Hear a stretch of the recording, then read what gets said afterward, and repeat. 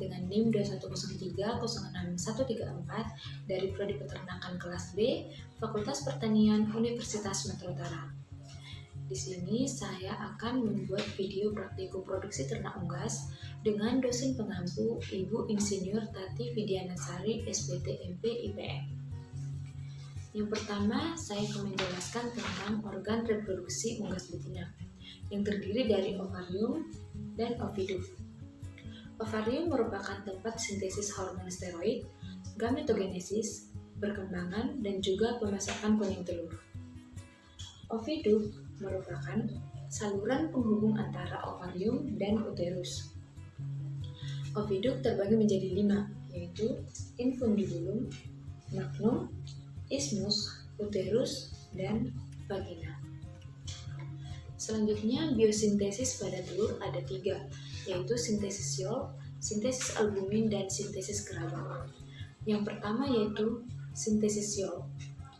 Proses pembentukan kuning telur yang terjadi pada liver atau hati dengan komponen utama pada Yolk adalah asam amino, fosfor, kalsium, dan lipid. Prosesnya dimulai dari pituitari, di mana pituitari akan mengeluarkan hormon gonadotropin dan steroid. Hormon steroid akan memerintahkan salah satu komponennya yaitu estrogen untuk mensintesis protein ke dalam nukleus. Hasil dari sintesis protein ini akan masuk ke Yolk granul, yang disebut phytologinin.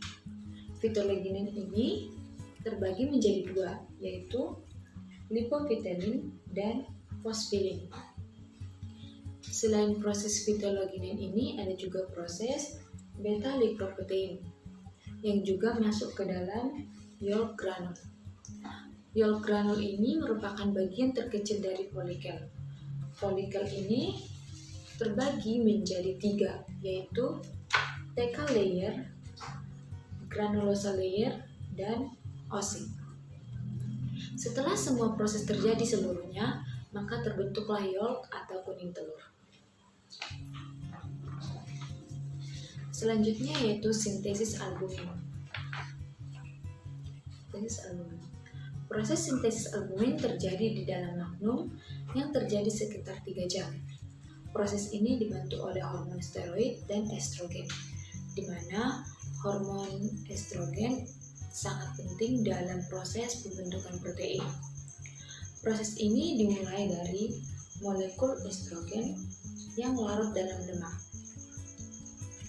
di mana molekul estrogen ini akan masuk ke dalam nukleus. Dan sebelum masuk ke dalam nukleus, molekul estrogen ini akan masuk dan diikat oleh reseptor estrogen atau estropilin 1. Dan selanjutnya akan dibentuk menjadi kompleks reseptor estrogen tak aktif. Selanjutnya juga akan dibentuk menjadi kompleks reseptor estrogen aktif atau estropilin 2, atau disebut juga dengan 5S. 5S ini akan masuk ke nukleus dan diikat oleh berinteraksi dengan kromosom, di mana akan membentuk gen mRNA. mRNA ini akan masuk ke ribosom. Setelah itu di sini akan terjadi proses laktasi yang lebih spesifik. Salah satu contohnya yaitu asam amino. Nah, setelah itu terbentuklah albumin. Selanjutnya yaitu sintesis Krabbe. Sintesis Krabbe terjadi sebelum telur masuk ke uterus. Pada saat itu telur masih berbentuk Yolk, di mana Yolk sudah dibungkus oleh albumin di dalam magnum dan juga sudah dibungkus oleh kelenjar Krabbe di dalam isthmus. Proses ini terjadi di dalam magnum selama 3 jam dan juga di dalam isthmus kurang lebih 1,5 jam. Nah, selanjutnya sintesis Krabbe itu di mana pada plasma darah kalsium itu kalsium, dan juga proses terjadinya sintesis kerabang itu karena adanya kalsium dan ion. Sumber utama bikarbonat yaitu hasil metabolik mukosa sel kelenjar kerabang, yaitu karbon dioksida dan air. Karbon dioksida dan air yang dibentuk menjadi ion karbonat.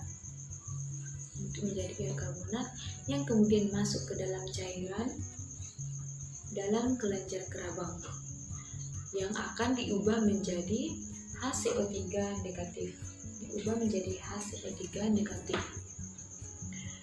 Di mana ion atau ion bikarbonat yang kemudian ion bikarbonat ini akan melepaskan H positif yang masuk ke dalam mukosa sel kelenjar kerabang. Kemudian kalsium pada plasma darah dan mukosa sel kelenjar kerabang akan masuk ke dalam cairan dalam kelenjar kerabang. Kemudian akan bersatu dengan ion bikarbonat yang akan membentuk kalsium karbonat atau kerabang. Selanjutnya saya akan menjelaskan tentang komponen yolk, di mana yolk hanya mengandung kurang lebih 50% air. Selebihnya adalah umumnya protein dan lipid dengan perbandingan 1:2. Lipid pada yolk berbentuk lipoprotein. Padatan yolk mengandung fosfoprotein yang juga disebut fosfitin, lipoprotein, lipofitelin, dan HDL. Sedangkan karbohidrat yolk adalah polisakarida dalam bentuk mannose glukosamin. Selanjutnya saya akan menjelaskan tentang komponen albumin.